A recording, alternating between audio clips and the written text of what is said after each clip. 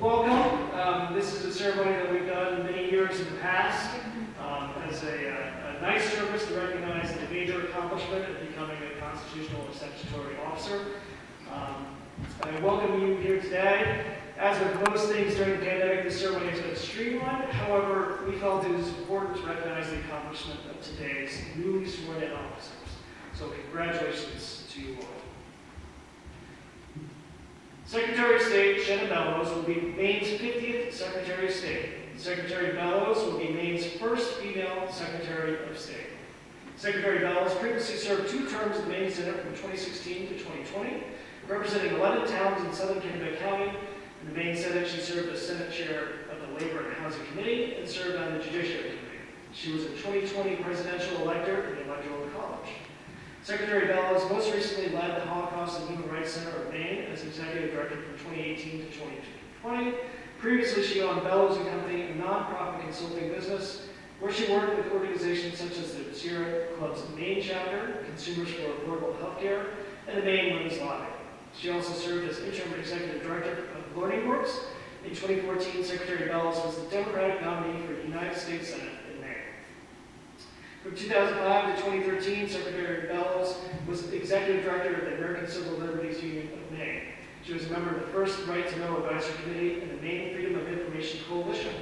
She served on the Executive Committee of the 2009 and 2012 ballot campaigns to pass marriage equality in Maine and co-chaired the successful 2011 statewide ballot campaign to restore same-day voter registration. She was an original member of the Committee for Ranked Choice Voting.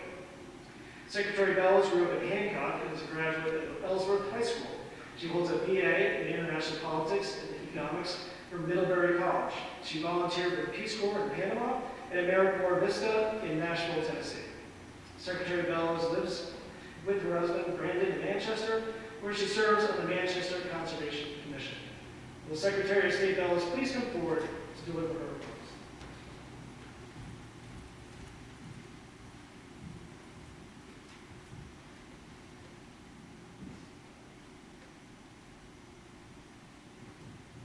Thank you, Rob, for those kind words, and thank you to you and your entire staff for making it possible for the ceremony to take place today, and for my friends and family and neighbors all across the state to join us virtually because they cannot be here in person.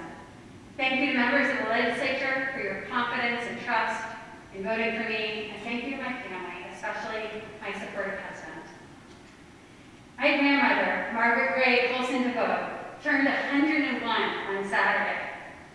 Born in 1920, she lived through some of our country's most difficult moments: the Great Depression, World War II, Vietnam, at a time that both of her sons were serving in the armed forces. She has also lived to see some of our nation's greatest triumphs: victory over fascism and genocide in World War II, the landing of the first man on the moon, passage of the Civil Rights Act and the Voting Rights Act, and in the very year that my grandmother was born, final ratification of the 19th Amendment, guaranteeing women the right to vote. My grandmother's story is an American story. She immigrated to this country as a child from Scotland, raising 4 children, including my mom.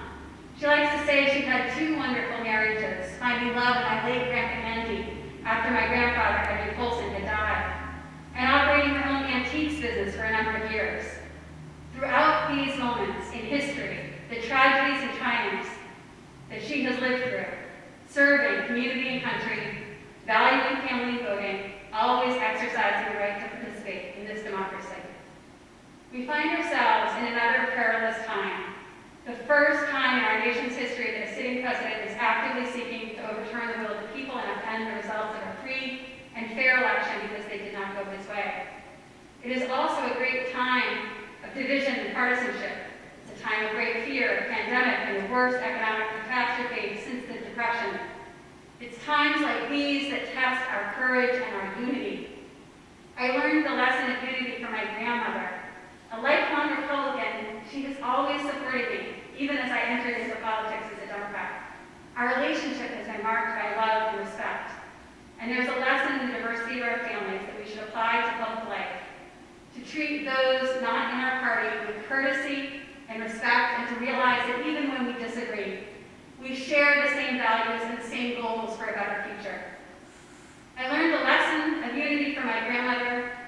I find courage when I look to the incredible history of the Mainers who came before us, which is housed in the Maine State Archives. In my work before this at the Holocaust and Human Rights Center of Maine, I learned the importance of history and ensuring that we learn the lessons of the past to build a better future. I will do my best with the incredible team of the Maine State Archives to make Maine's official records as accessible and open to the public as possible. Together, we will work hard to leverage the possibilities of digital technology to empower the citizenry to learn Maine history from the comfort of their own homes. In the Maine Archives, we can find the pension records and land grants to those who fought in the Revolutionary War, including among them, and I was delighted to find this, the pension application of Kate Evil Colson, a long-distant relative on my mother's side. Maine's ancestors fought the war of independence for the liberties spelled out first in our U.S. Constitution and Bill of Rights, and in the Maine Constitution. Freedoms which we swore a solemn oath to uphold today. And undergirding all of those freedoms are free and fair elections, the right of people to freely elect those who serve them in government. Maine's elections are more free and secure than any time before in our history, and yet we can do more.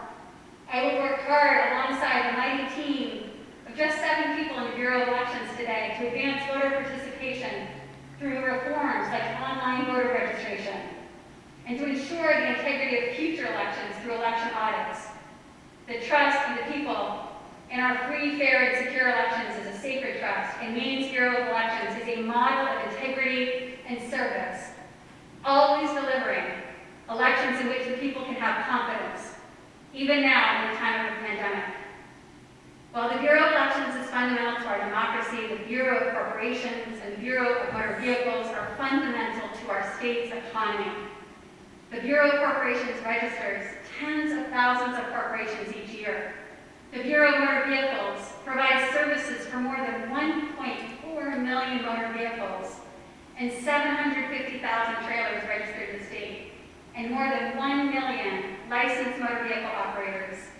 Every adult Mainer interacts with the Bureau of Motor Vehicles on a regular basis, and every business owner or nonprofit director interacts with the Bureau of Corporations annually.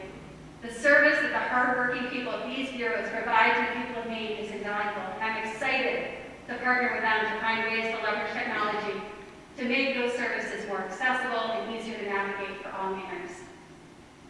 Asher Ware, Maine's first Secretary of State, could not have imagined a world in which we examine the records of our ancestors, apply for a ballot to vote, start up a business, renew an identification card, or register a motor vehicle, all from the comfort of one's home. That is the vision put forward by the current leaders and teams at the Department of Secretary of State, and I'm committed to supporting them in that endeavor to move forward with technological advances that will improve public access, efficiency, and service to the people of Maine. I am grateful to every one of the more than 400 employees at the Department of Secretary of State who go to work every day, some at personal risk during the pandemic, eager to serve the people of Maine. Thank you to the outgoing Secretary of State, Matt Dunlap. Thank you to the amazing and dedicated team of the Department of Secretary of State today for all that you do. I look forward to working together to continue to deliver good government to the people of Maine. Finally, Secretary Ware could not have imagined that someday a woman would hold this role. Indeed, it would take 100 years of statehood for women to gain the right to vote. Frank W. Ball was Maine Secretary of State at Maine Centennial, overseeing the implementation of women's suffrage. He had come to power in 1917, the first year women had succeeded in getting suffrage on the ballot in Maine for statewide referendum, a vote which unfortunately was defeated overwhelmingly by Maine's male voters at the time. But 3 years later came the franchise for women to become a reality. Progress during Secretary Ball's term came quickly, but left much work to do. In this moment, even as we step forward, I am mindful of the work left to do. If we are to be a government that is welcoming to all, we must represent in the ranks of the people we serve. I'm committed to increasing representation and diversity at the Department of Secretary of State to be more inclusive and equitable in our service. Which brings me to my most fervent hope.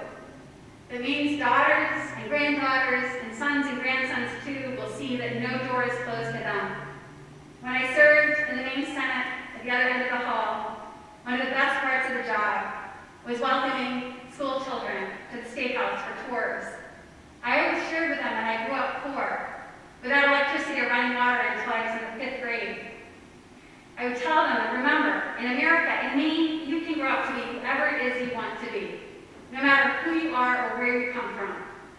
And someday, should I reach my grandmother's age, should I be so lucky, I hope to see the last of the firsts. May all of us work to advance the true promise of the U.S. Constitution, the Bill of Rights, and the Maine Constitution for justice and equality for all people. Thank you.